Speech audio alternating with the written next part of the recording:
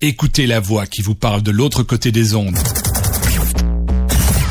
Radio Afrique Santé. C'est la radio que vous aimez.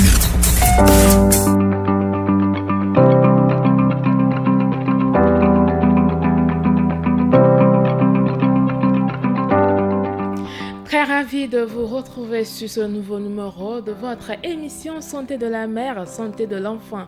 Aujourd'hui, on parle de l'introduction d'aliments qu'on peut faire après les 6 mois d'allaitement exclusif recommandé pour un bébé, pour la bonne croissance des enfants et pour éviter le phénomène de malnutrition. Il faut bien maîtriser l'apport et la diversification alimentaire chez les enfants. De quelle manière faut-il introduire les aliments chez un bébé de 6 mois? Comment réussir cette étape avant le sevrage sans problème? Eh bien, c'est pour cette raison que j'ai avec moi dans ce studio une spécialiste de nutrition pour nous édifier, bien sûr. Chère maman, installez-vous confortablement pour prendre note. Ruth Awayen, bonjour. Bonjour. Comment allez-vous? Ça va bien chez vous? Le week-end, ça a été? Très bien, merci. D'accord. Vous êtes nutritionniste diététiste à la clinique Les Chrysalides, n'est-ce pas? Oui, c'est bien ça. Merci beaucoup pour le thème choisi. Oui. C'est un thème très important pour les mamans d'aujourd'hui et c'est l'avenir. Voilà, merci à vous de rester disponible pour nous accompagner et surtout pour éclairer nos auditeurs. Alors, pour commencer, pourquoi l'allaitement exclusif jusqu'à 6 mois et quels sont les avantages brièvement? Ok. L'allaitement maternel exclusif, sans ajout d'eau ni de tisane, je précise, c'est important parce que dès que l'enfant naît, c'est de ce seul nutriment-là dont il a besoin pour sa croissance. Il réunit les nutriments essentiels, il assure des rôles de défense pour des maladies, de petites maladies, on va dire, et parce que le sein est très riche en des antioxydants, je peux dire, antioxydants et des anticorps qui aident à défendre l'organisme de l'enfant contre les corps étrangers. Le système immunitaire prend en charge le système immunitaire de l'enfant et l'aide à neutraliser les corps étrangers. Également, c'est très important parce que l'estomac de l'enfant n'est pas encore habilité à digérer les aliments que une personne normale consomme. Parce que son intestin n'est pas encore formé complètement, le tube digestif n'est pas encore formé complètement. Donc, au bout des 6 mois, en consommant le lait maternel exclusivement, il aura le temps de se former et de bien se préparer à tous les aliments qui vont venir après. C'est également important parce que ça aide la maman à contrôler, disons, l'espacement de naissance. Quand la maman pratique l'allaitement maternel exclusif, elle permet à son organisme de pouvoir espacer les naissances, de ne pas ovuler pour que lors de rapport avec son conjoint, on puisse avoir une ovulation. Vous allez voir, certaines femmes, elles ont des enfants de 7 mois et déjà elles sont déjà enceintes. C'est parce qu'au cours de l'allaitement maternel exclusif, ça n'a pas été bien fait. On a introduit de l'eau ou de la tisane. Ça aide également la femme à éviter des maladies comme le cancer, des maladies infectieuses. Donc, c'est très bénéfique autant pour la maman, autant pour l'enfant. Et également, ça a un rapport mère-enfant, ça privilégie ce rapport-là pour l'affection.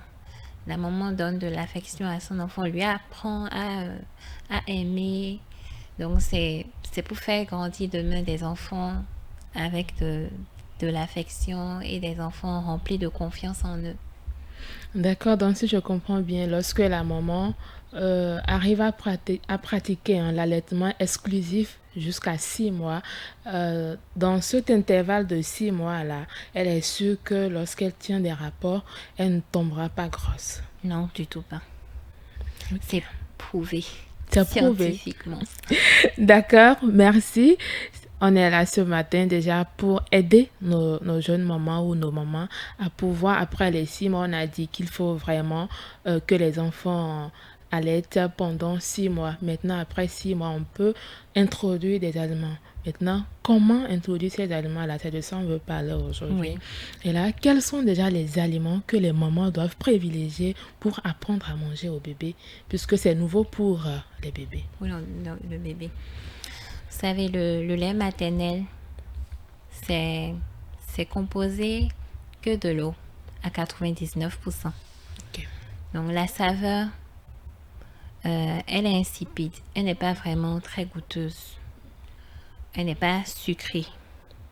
Donc l'enfant qui a reçu un allaitement maternel, un allaitement maternel exclusif, sans eau ni tisane, est habitué à ce goût-là. Donc progressivement, ce qu'il faut amener dans son alimentation, c'est un goût pareil. Donc, il faut l'amener progressivement à accepter les aliments que la famille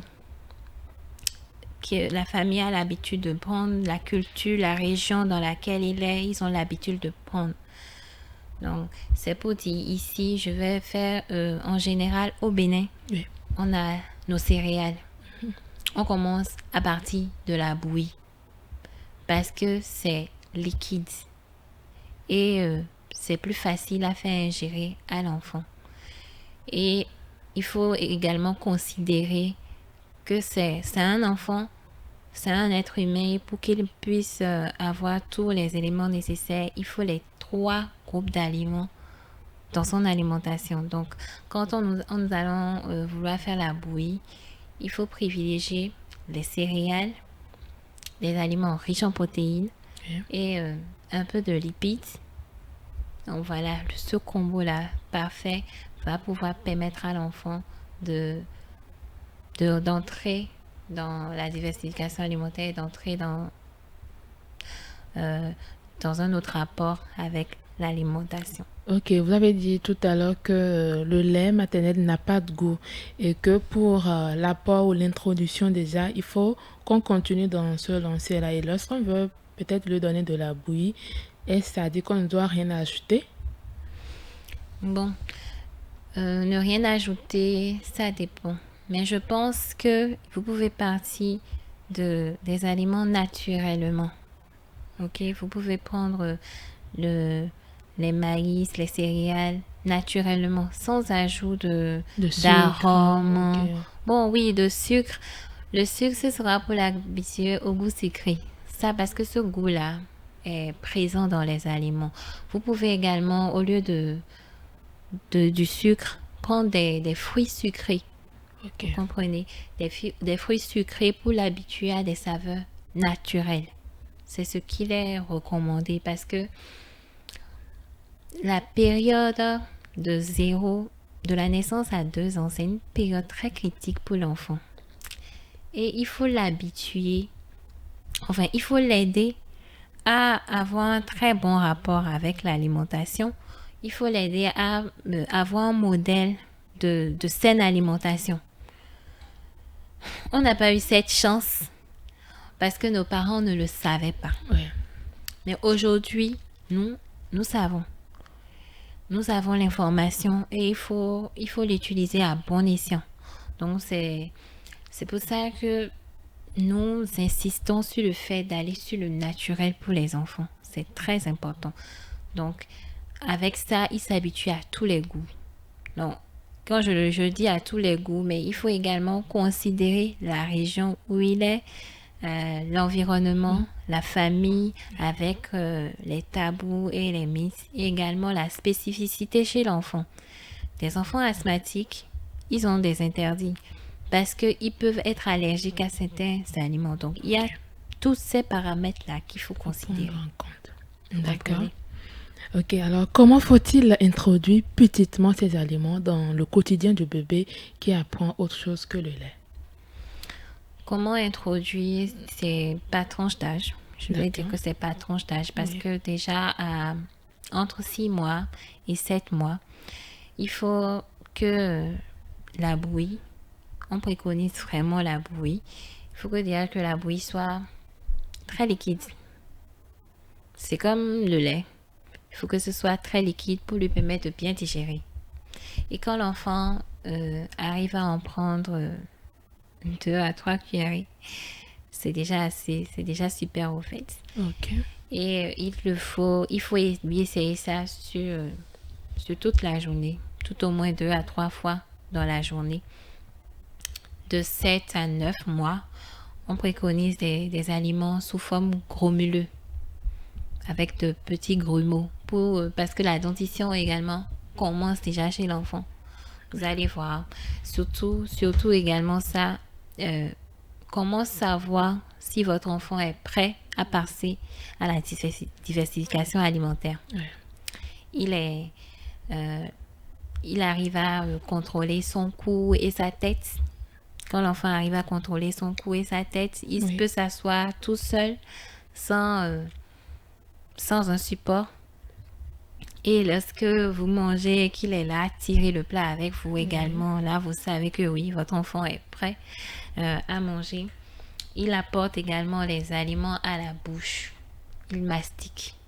Ça peut être des jouets ou des aliments. Donc, il commence à faire ça, c'est qu'il est prêt à passer à la diversification alimentaire. Donc, vous introduisez petitement. Et comme je dis, quand la dentition intervient, vous comprenez également qu'il faut l'habituer à faire de la mastication. C'est pour ça qu'on parle d'aliments grumeux. Il faut que ça soit plus trop liquide, mais un peu pâteux. Donc ici, vous allez prendre de la pâte. Vous pouvez préparer de la pâte accompagnée de crin-crin. Oui. Toujours pour maximiser l'apport de nutriments. On prend le crin-crin, c'est un légume. Et vous associez à ce légume des petits poissons. On priorise les petits poissons fouettins parce que c'est plus riche en calcium. Oui. Et c'est des protéines que les enfants apprécient généralement.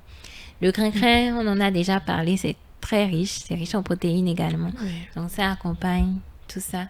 Des protéines végétales, des protéines animales, de la pâte qui est une céréale. Et vous assaisonnez ça d'épices. Ça va booster son transit intestinal. Ça va booster également sa faim. Oui, ça va booster son appétit, son envie de manger. Également, vous pouvez ajouter une petite source de lipides, un peu d'huile rouge, ou également le crin-crin, on peut le préparer avec l'eau de la sauce de graines. Sauce de graines. Densunu. Ici, on dit densunu. Ok, d'accord. C'est le palmier à huile, les graines de palmier à huile. Donc, vous pouvez faire ça et permettre à ce que tous les nutriments, tous les groupes d'aliments soient présents dans son repas. Donc, la pâte doit être très pâteuse. Elle ne doit pas être solide. Ok, d'accord. Donc, ça, c'est déjà un type de repas pour l'enfant. Ce type de repas-là, c'est déjà à partir de quel âge? De 7 à 9 mois. Ok. De 7 à 9 mois. C'est en petite quantité. L'enfant prendra en petite quantité. N'essayez pas de lui en faire manger de grandes quantités. En toute petite quantité, et ça ira. À partir de 9 mois, je donne juste ce type de repas, mais il est capable également de prendre d'autres types. Oui. Mais il faut le faire sur la texture grumeuse. C'est tout. Et s'assurer que les 3 groupes d'aliments sont présents dans le repas de l'enfant. Maintenant, il est aussi important de faire intervenir les fruits, les jus de fruits. L'enfant, il est habitué au biberon, il est habitué à tous de liquide. Donc, vous pouvez lui faire prendre des jus d'orange naturels, je précise, surtout naturels. Et passer également à des fruits sous forme liquide, sous forme purée, sous forme de purée. Dans les rayons de supermarché, on peut voir des compotes. Des compotes qui viennent... Les compotes, c'est quoi déjà? Oui, les compotes, ce sont des fruits mixés, mis en conserve. On apporte du sucre également dedans, mais certaines personnes le font avec plusieurs variétés. Donc, ce qu'on a l'habitude de voir, c'est des compotes de pommes. On travaille à faire d'autres variétés d'ici avec des fruits de chez nous. Espérons que ça se fasse très bientôt. D'accord. Alors, je suppose qu'en fonction de l'âge de l'enfant, il faut modifier l'alimentation. Oui, d'abord, tout à l'heure, vous avez eu à préciser les aliments à partir de 7 mois. Je voudrais déjà, à partir de l'introduction à 6 mois, vous avez parlé de bouillie, vous avez parlé de céréales déjà. Comment est-ce qu'il faut faire cet apport-là? Lorsque je prends par exemple le maïs, est-ce qu'il faut mélanger? Parce qu'on a des parents, on met du biscuit, on met fretin, il y a ces trucs-là qu'on met dedans. En fait, comment ça doit se faire? Est-ce que c'est de cette manière-là qu'on doit vraiment introduire, donner de la bouillie au bébé? Bon, pour les parents qui mettent du biscuit, on met vraiment beaucoup de choses dans la farine. Beaucoup. Mais comme je le disais, il faut considérer 3 groupes d'aliments lorsque vous voulez donner à manger à votre enfant. Les 3 groupes d'aliments qui sont le premier groupe, ce sont les glucides, ceux qui donnent de la force. On va dire ceux qui donnent de la force. La deuxième catégorie, ce sont celles qui participent à la croissance de l'enfant. C'est surtout des protéines d'origine animale comme végétale. Et il y a la troisième catégorie, ce sont les protecteurs. Dans les protecteurs, vous avez les vitamines. C'est les aliments qui apportent de la vitamine. On peut le retrouver dans les légumes, dans les fruits. Voilà comment nous considérons les groupes d'aliments. Dans le premier groupe, nous avons les glucides, les lipides. Le deuxième, les protéines. Dans le troisième, les fruits et les légumes. Donc, quand vous voulez faire à manger à votre enfant, vous devez considérer cela. Par rapport à la bouillie spécifiquement, je conseillerais d'aller jusqu'à 2 céréales tout au moins. Dès le début, allez, il y a 2 céréales. Mais vous pouvez également faire une seule céréale. Quel type de céréales, par exemple? Le maïs, le sorgho, le mil. Ces 3 types-là sont les plus prisés, les plus disponibles. Sinon, vous pouvez aller sur d'autres également, en fonction de chaque région, de chaque culture. Et ajouter à ça une source de protéines. La source de protéines, ça peut être le soja. Si votre enfant n'est pas allergique au soja, vous pouvez l'utiliser. Soit vous pouvez utiliser du poisson, soit vous pouvez utiliser de l'arachide. Mais également de l'haricot. Haricot dans la bouillie? Oui. Vous allez mixer le tout et faire. L'haricot, c'est parce que c'est très riche en protéines que ça peut participer également dans la composition de la farine de l'enfant. Est-ce qu'on peut avoir un exemple de quantité peut-être d'haricots? Parce que peut-être faut pas que parce qu'on a des haricots, il faut mettre à une mesure et tout. C'est pas faux. Voilà. Il faut une mesure de protéines pour 3 mesures de céréales. Vous comprenez? Si je choisis de prendre 2 céréales pour faire la farine de mon enfant, je prendrai le maïs, je prendrai le sorgho. Donc je prends 1,5 kg de maïs, 1,5 kg de sorgho. Et j'ajoute 1 kg de soja, de poisson, d'arachide, ou également d'haricots. Donc, c'est comme ça que nous considérons cela. Ok. Ainsi, en voulant vous composez cette farine-là et en voulant la faire cuire, vous faites attention. Il y a quelque chose également, les produits vivriers que j'ai cités, Oui. ils doivent être grillés. Les céréales doivent être grillées juste un tout petit peu. Et dans la catégorie des Donc, permettez, protéines... ça me permettra de venir à la question, on va l'aborder en même temps déjà. Comment se fera la cuisson et la préparation de ces aliments-là à introduire? D'accord. Dans la composition, nous avons parlé de maïs, Oui. de sorgho. Donc, il faut bien les laver. Déjà. Vous les lavez, vous les séchez, vous les grillez maximum 5 minutes. Juste pour nettoyer, enlever les déchets, enfin tuer les déchets. Oui. Et tuer également les facteurs antinutritionnels. Ça, c'est vraiment très important si vous utilisez par exemple le soja, qui a des facteurs antinutritionnels qui peuvent affecter le système digestif de votre enfant. Ok. Certains enfants font de la diarrhée parce que la maman n'a pas bien lavé le soja, elle n'a pas bien grillé. Comment savoir que c'est bien grillé? Oui.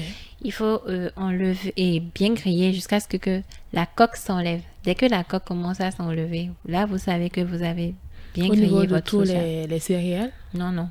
Au niveau du C'est soja? au niveau du soja, Ok. au niveau de l'haricot également. D'accord. Donc là, vous savez que vous avez bien enlevé les facteurs antinutritionnels. Là, maintenant, vous pouvez les assembler et aller au moulin, écraser votre farine et préparer la bouillie au bébé. On entend souvent que le soja n'est pas très bon pour la santé, un peu ça. Alors qu'on parle de l'introduction au niveau de la bouillie de l'enfant, pourquoi déjà le soja n'est pas très bon et comment ça ne pourrait pas nuire déjà au bébé? Ok, merci beaucoup pour la question parce Oui. que c'est vraiment quelque chose qui est répandu. Mais en réalité, le soja n'est pas mauvais pour la santé. D'accord. Le soja est très riche en protéines, en des protéines dites essentielles comme non essentielles. C'est le seul aliment qui contient toutes les protéines essentielles. Essentielles parce que l'organisme n'arrive pas à les produire lui-même. Ok. Donc, il nous apporte ces protéines-là. Donc, on en a besoin. Maintenant, certaines personnes y sont allergiques. Cette catégorie de personnes-là, cet aliment n'est pas bon pour eux. Ok. Mais pour les autres catégories, l'aliment-là est bon pour eux. Mais il faut le consommer avec modération. D'accord. On parle aussi de diversification des aliments pour les bébés. Pourquoi alors diversifier les aliments chez les bébés? Je crois que j'ai parlé de la néophobie une fois ici. Oui, lors du gavage, Oui, oui. voilà. C'est justement pour ça que c'est important de faire la diversification pour l'enfant. Il y a certains enfants, quand la maman ne sait pas, elle se dit il a besoin du sein. Elle ne fait que lui donner le sein même après les 6 mois. Eh bien, pour l'enfant, je pense que entre 6 et 7 mois, l'enfant commence à avoir les papilles gustatives développées. Il a besoin qu'on lui apporte d'autres saveurs. Il peut aller vers d'autres saveurs. Et quand elle ne le fait pas, ses papilles gustatives s'habituent à la saveur du sein, qui, je l'ai dit, n'est pas vraiment... c'est insipide. Mais l'enfant adore ça. Mais c'est insipide. Donc, quand on apporte d'autres aliments, il n'est pas très réceptif à ça. Et là également, le travail doit se faire avant les 6 mois. Donc, quand je l'ai dit, on sait que l'enfant est prêt à consommer quand il commence à tirer également le plat avec vous lorsque vous mangez. À ce moment-là, si c'est avant 6 mois, faites l'effort de juste tâter un peu et de lui mettre ça sous la langue. N'introduisez pas tout l'aliment, mais juste si c'est une sauce qui dégouline, vous lui tâtez un peu ça sur la langue, sur les lèvres, et il se charge de laper lui-même et d'apprécier. Donc, ces petits gestes-là vont permettre à ce que l'enfant soit prêt dans la diversification. Et c'est important pour qu'il s'habitue à d'autres saveurs. Également, c'est important parce que tout autant qu'on est, on a besoin d'apprécier tous les types d'aliments, tous les aliments que nous avons. Donc, quand je prends le groupe de ceux qui donnent la force, j'ai parlé des glucides et des lipides. Oui. Comment on goûte le maïs est différent de comment on goûte le fonio. C'est différent de comment on goûte le couscous. Or, si vous ne lui apportez pas en de petites quantités ces types d'aliments, quand il va vouloir les recevoir après, ce serait très difficile pour lui d'apprécier. Il va pas apprécier. Et ce serait pas bien parce que dans ces différents types d'aliments que je viens de citer, il y a différents types de nutriments dont il a besoin. Peut-être que c'est les mêmes nutriments, mais c'est également en quantité variante. C'est variable. Donc, dans le maïs, avec du son, je peux avoir beaucoup plus de vitamines qu'avec du blé, par exemple. Or, si vous l'habituez uniquement au blé, il n'aura pas certaines vitamines. C'est vraiment là qu'intervient l'importance de la diversification alimentaire. C'est pour permettre à l'enfant d'obtenir, grâce à tous les aliments, l'apport adéquat. Mais également, c'est important pour l'habituer à une saine alimentation, le préparer à une saine alimentation. Donc, c'est une période vraiment très critique pour l'enfant. Et les parents ont besoin d'accompagnement.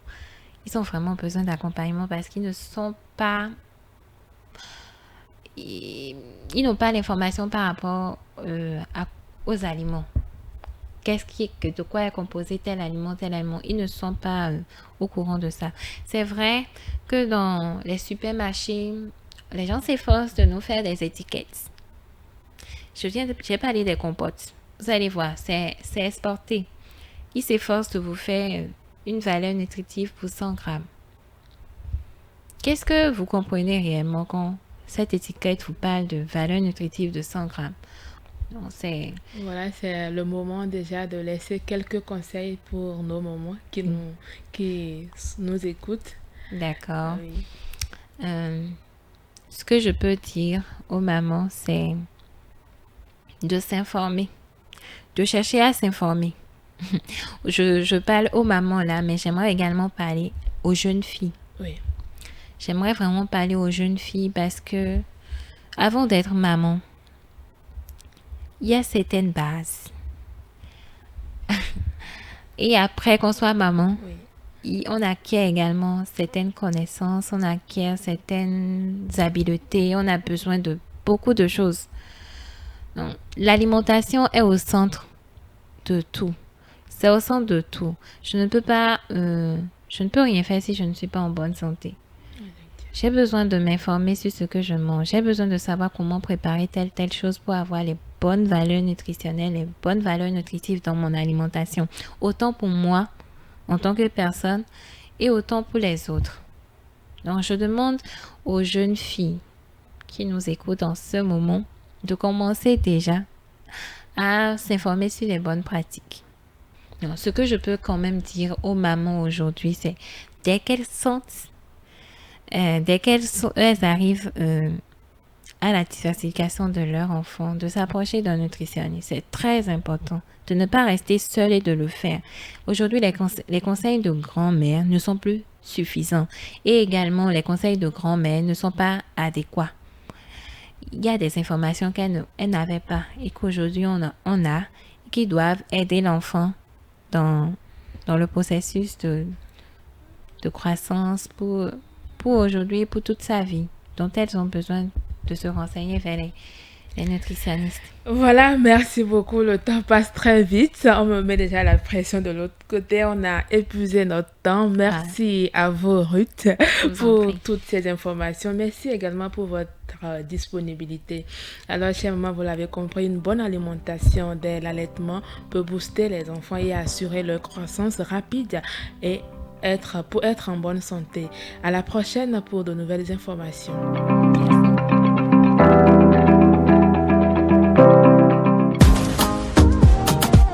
Du vrai prod.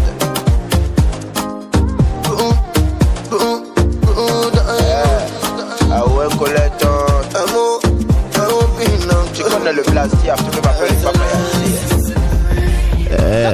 Ah ouais, Colette, tu connais le Blastiaf, tu peux m'appeler Papa Yazir. Suis ton Diabigan sur Radio Afrique Santé et un Daïtois. Chou. Non, tu sais, Jikarasi, ton allé, mais vivi, Zobi, de Kamusifi, Gogo, ton mou, mec,